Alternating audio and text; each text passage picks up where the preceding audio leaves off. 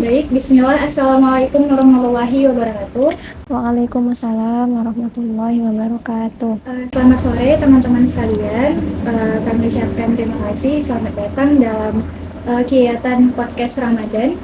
مولانا مولانا يا سميع أنا.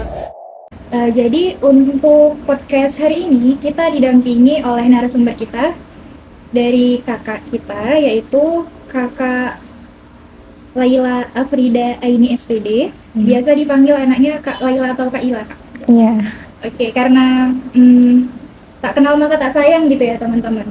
Jadi sebelumnya kita bacain dulu nih riwayat pendidikan sama organisasi dari Kak Ila itu sendiri.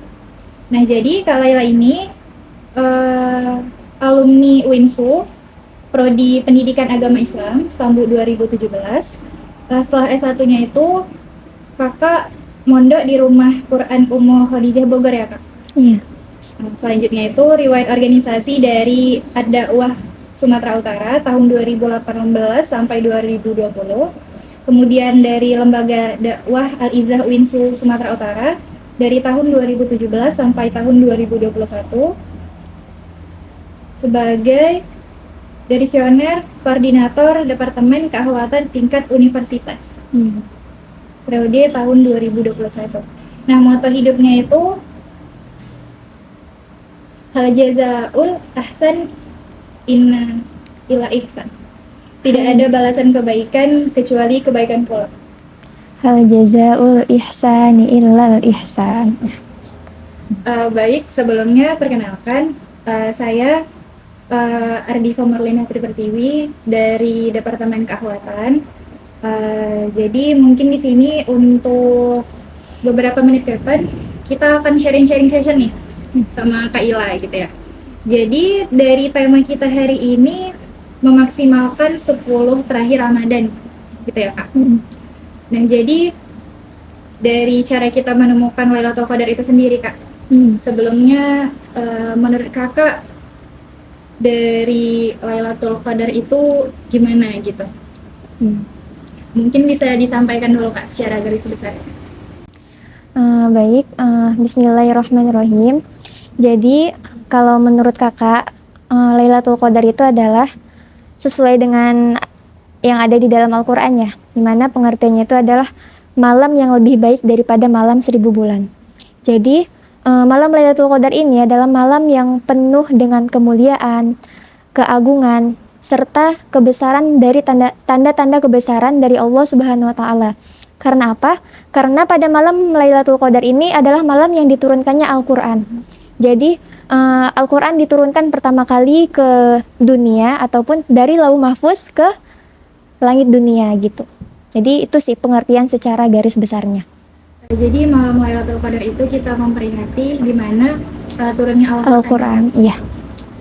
Oke, selanjutnya itu secara umum kakak memaknai dari malam 10 terakhir Ramadan itu apa gitu, Kak, langkah-langkah kita dalam memaknai itu sendiri?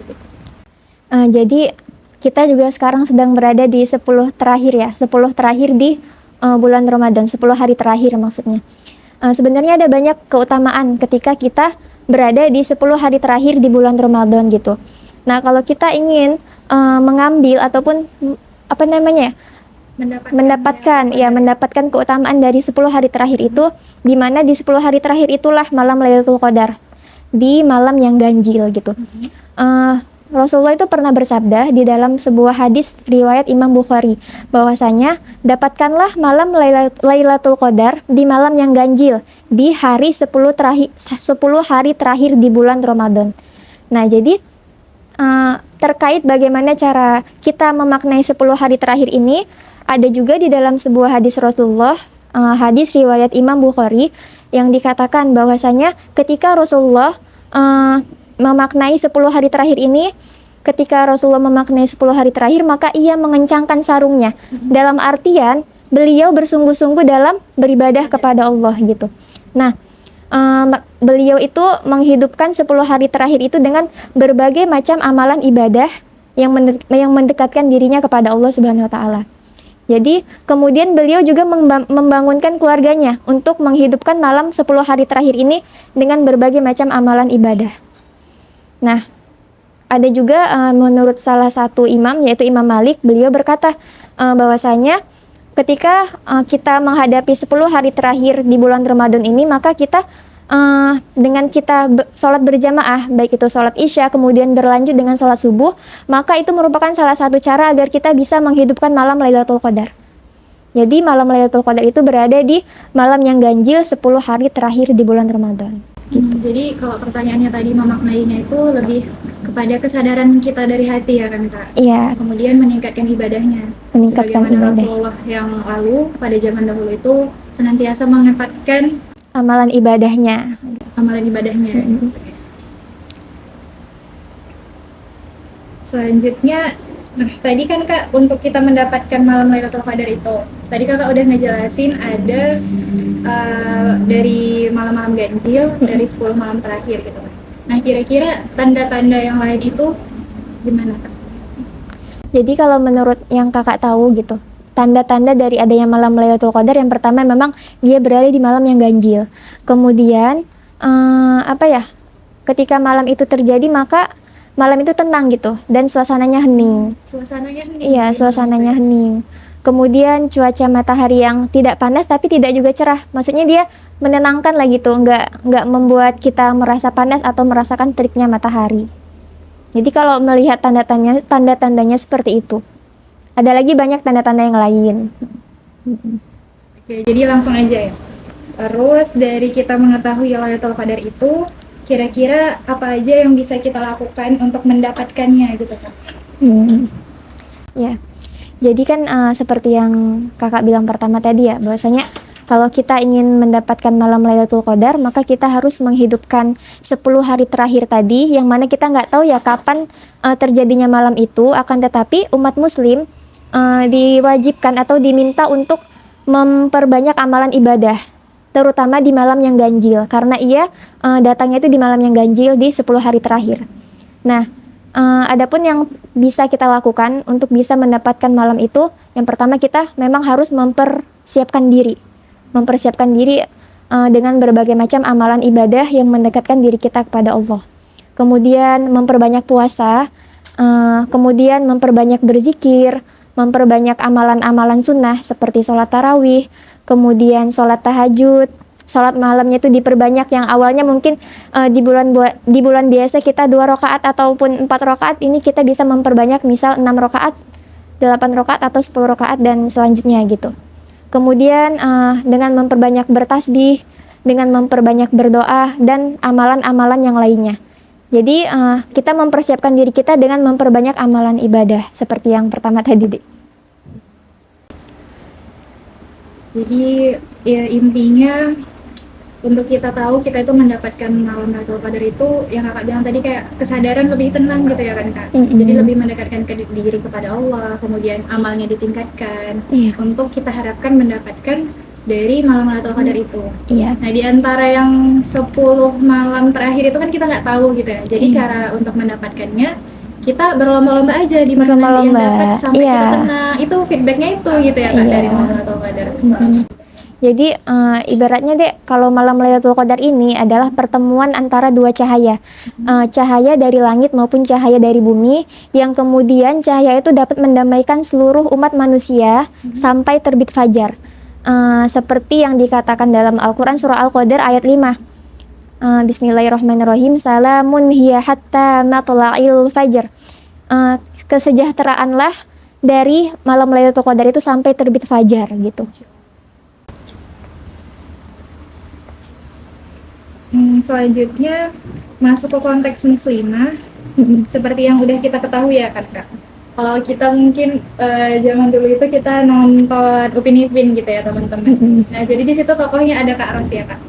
Nah Kak Ros itu kan biasa yang kita paling ingat itu katanya perempuan tuh istimewa, nggak puasa gitu kan.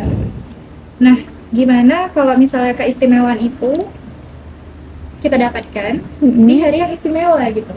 Jadi di malam 10 terakhir itu, nah kita kan sebagai keakhwatan nih perempuan gitu kan, kira-kira gimana sih caranya biar kita tetap bisa ibadah gitu kan. Di malam Lailatul Qadar itu kita berlomba-lomba, sedangkan keadaan kita istimewa nih, nggak bisa ibadah gitu Kak. Jadi gimana gitu, mungkin teman-teman yang lain penasaran juga, jadi kita tunggu jawaban dari Kakak. Ayo Kak. Baik ya Dek, sebenarnya menurut yang kakak tahu, jadi kita tidak hanya perkataan dari Kak Ros aja kita istimewa kan. Bahwasanya dalam Islam juga kita memang istimewa, kita memang mulia karena memang kita menjadi madrasatul ula bagi generasi selanjutnya, menjadi madrasah pertama bagi anak-anak kita nantinya gitu. Terkait bagaimana cara kita tetap bisa mendapatkan keutamaan malam Lailatul Qadar di dalam kondisi haid ya. Jadi Allah itu tidak membatasi karunia-Nya ketika kita dalam keadaan haid. Jadi walaupun kita tidak bisa untuk melaksanakan ibadah layaknya orang-orang yang gak haid, misalnya puasa ataupun sholat, tapi kan ada amalan-amalan yang lainnya yang dapat mendekatkan kita gitu, yang dapat membawa kita kepada malam Lailatul Qadar. Misalnya kita memperbanyak sholawat, kemudian kita memperbanyak zikir, memperbanyak tasbih, kemudian ada ibadah yang lain yang memang sangat dianjurkan, yaitu memperbanyak doa. Karena Allah Subhanahu wa taala itu berfirman dalam Quran surah Al-Baqarah ayat 188 yang berbunyi, Bismillahirrahmanirrahim. Wa idza sa'alaka 'ibadi anni fa inni qarib. Jadi ujibu da'watad da'i idza da'an. Nah, artinya dan apabila hambaku bertanya tentang aku, maka sesungguhnya aku dekat. Dan aku akan kabulkan hambaku yang berdoa kepadaku apabila ia berdoa kepadaku. Jadi memang doa itu sangat dianjurkan, Dek. Bahkan tidak hanya kepada orang yang gak haid pun itu sangat dianjurkan gitu. Jadi kita bisa bertasbih, kita bisa bersolawat, kita bisa memperbanyak doa, kemudian kita bisa memperbanyak ilmu agama ataupun menambah melihat kajian dari YouTube ataupun apa gitu. Jadi ada banyak deh ibadah-ibadah yang lain yang bisa kita lakukan walaupun kita nggak bisa puasa ataupun sholat gitu.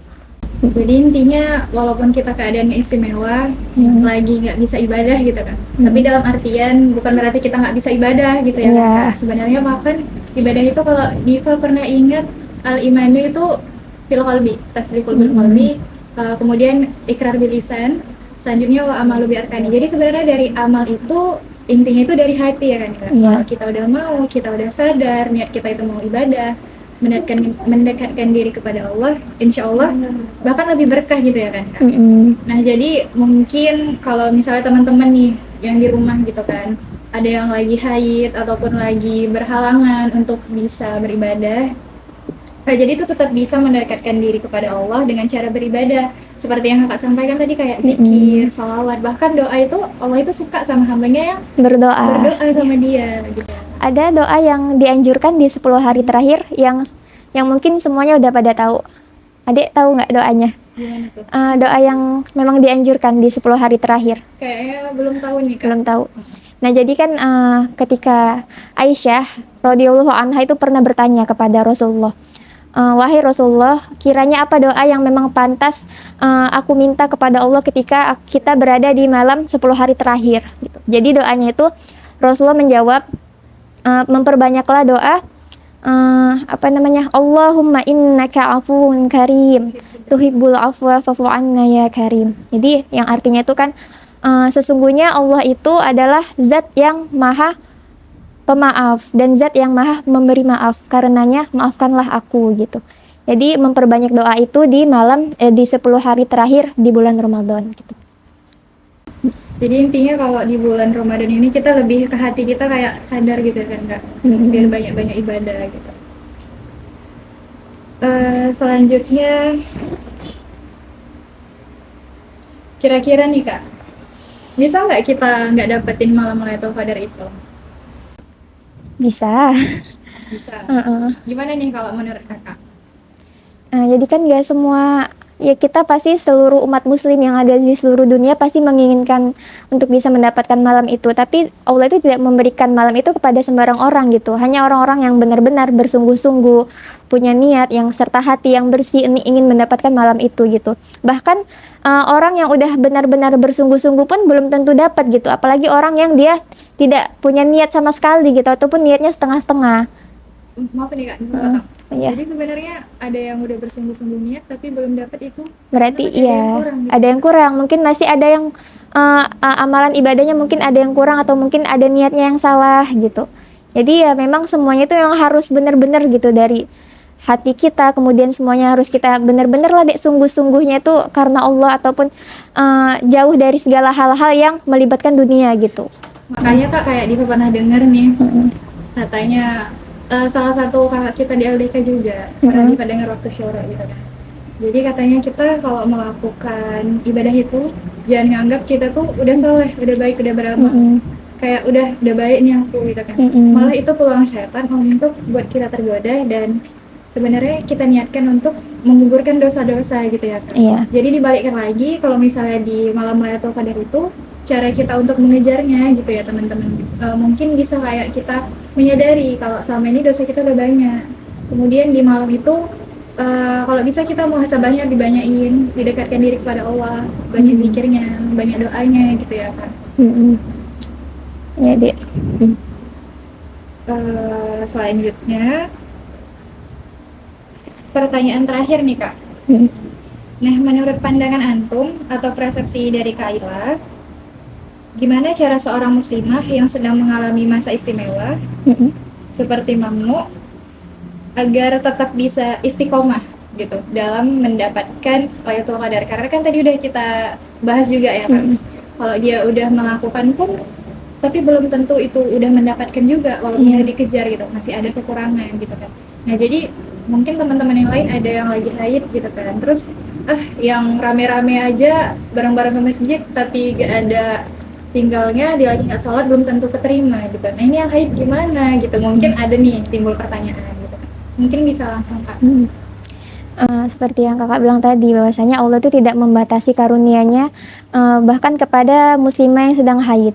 Jadi kita nggak boleh berpikiran bahwasanya kalau kita sedang haid tapi kita nggak bisa mendapatkan keutamaan dari malam Lailatul Qadar. Justru kita harus menghilangkan anggapan itu bahwasanya Allah itu nggak membeda-bedakan gitu. Karena memang kita haid juga itu kan keistimewaan yang diberikan Allah gitu. Jadi jangan sampai karena adanya kita sedang haid kemudian kita malas-malasan atau kita merasa bahwasanya kita nggak bisa mendapatkan malam Lailatul Qadar. Untuk itu makanya walaupun kita nggak bisa puasa, kita nggak bisa sholat ataupun amalan ibadah yang biasa kita kerjakan, tapi masih ada amalan yang lain yang bisa kita lakukan gitu. Ya, yang kakak bilang barusan bahwasanya ada amalan yang lain seperti berzikir, memperbanyak zikir, kemudian memperbanyak sholawat, kemudian kita memperbanyak bertasbih, berdoa, melihat kajian di YouTube ataupun kita langsung mendatangi kajian ke tempatnya gitu.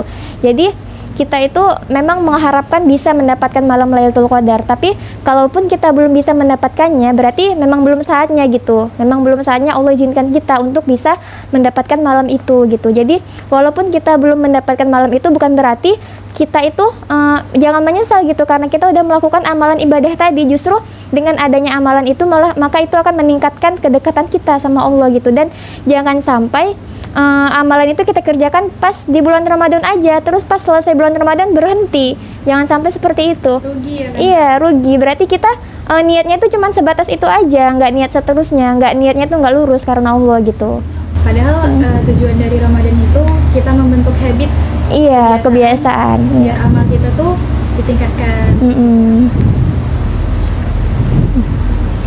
Oke, Masya Allah ya teman-teman. Nah, jadi Diva jadi teringat nih Kak. Pernah baca artikel atau melihat postingan di Instagram gitu kan. Jadi katanya sangat rugi muslim atau muslimah ini yang kalau dia udah mendapatkan Ramadan tapi tidak diampuni gitu kan. Karena udah yang Kakak jelaskan tadi kayak di Lailatul Qadar itu bertemunya dua cahaya ya kan? Iya. Jadi kayak memang di situ ketenangan dari malamnya itu kita beribadah, bisa mendekatkan diri sama Allah gitu. Kemudian panasnya juga nggak panas-panas sekali kalau di siang gitu kan. Tenang, hening. Gitu. Jadi sebenarnya kalau kita sendiri mungkin sadar gitu kan Kak. Kalau kita semakin sering beribadah, semakin sering kita kayak mendekatkan diri sama Allah, kayaknya tenang aja hatinya gitu kan. Karena kita udah yakin sama Allah dan udah ingat aja kita hambanya gitu. Jadi kayak berserah, nyembah, ibadah gitu ya kan Kak, untuk mendapatkan pahala yang kita inginkan. Jadi teman-teman nih, karena kita ini di bulan Ramadan gitu, kemudian ini juga udah malam 10 terakhir dari bulan Ramadan, di situ juga ada tanggal-tanggal ganjil untuk kita udah dapet nih, ibaratkan dari apa ya, teka-teki teka-teki yang udah kita pelajari gitu kan dari malam yang udah ganjil. Jadi mungkin dari sini kita bisa berlomba gitu, kemudian menyadari kira-kira di mana ya bisa aku dapatkan, kenapa dikasih teka-teki itu, biar kita berlomba sama-sama saling gitu untuk mengharapkan mendapatkan nikmat dan keriduan sehingga mencapai ketenangan hati gitu ya Kak. Jangan mau sia-sia gitu. Oke, mungkin pertanyaannya udah tuntas Kak. Jadi kira-kira Kakak ada closing statementnya mungkin? Untuk closing statement, jadi kan kita tahu ya Dek, bahwasanya bulan Ramadan ini adalah bulan yang identik dengan Al-Quran. Karena iya, malam diturunkannya Al-Quran. Jadi kalau kita menginginkan derajat kita tinggi, kemudian kita menginginkan bahwasanya Allah itu senantiasa mencintai kita gitu. Jadi apapun yang berhubungan dengan Al-Quran, apapun itu yang berhubungan dengan Al-Quran, maka ia istimewa gitu, maka ia mulia. Jadi ketika kita berinteraksi dengan Al-Quran, maka kita adalah manusia yang mulia gitu. Kalau kita lihat dari awal sejarahnya, bahwasanya Al-Quran itu diturunkan kepada malaikat Jibril. Nah, kemudian malaikat Jibril itu menjadi Sayyidul Malaikah, penghulu dari para malaikat. Maka malaikat Jibril menjadi malaikat yang mulia. Kemudian Al-Quran itu diturunkan kepada orang termulia, Nabi Muhammad. Nah, kemudian Nabi Muhammad itu menjadi Sayyidul Anbiya wal Mursalin, yaitu pemimpin daripada para nabi dan rasul. Dan Nabi Muhammad menjadi nabi yang paling mulia di antara nabi yang lainnya.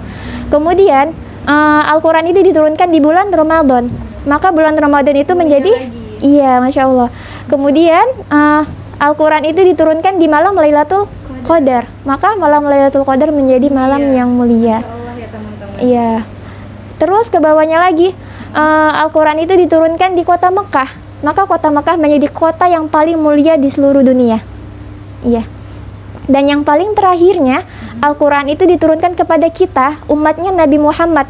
Maka kita menjadi khairu ummah, ataupun umat terbaik daripada umat-umat yang lainnya. Jadi Dek, nggak ada ruginya kalau kita itu dekat dengan Al-Quran.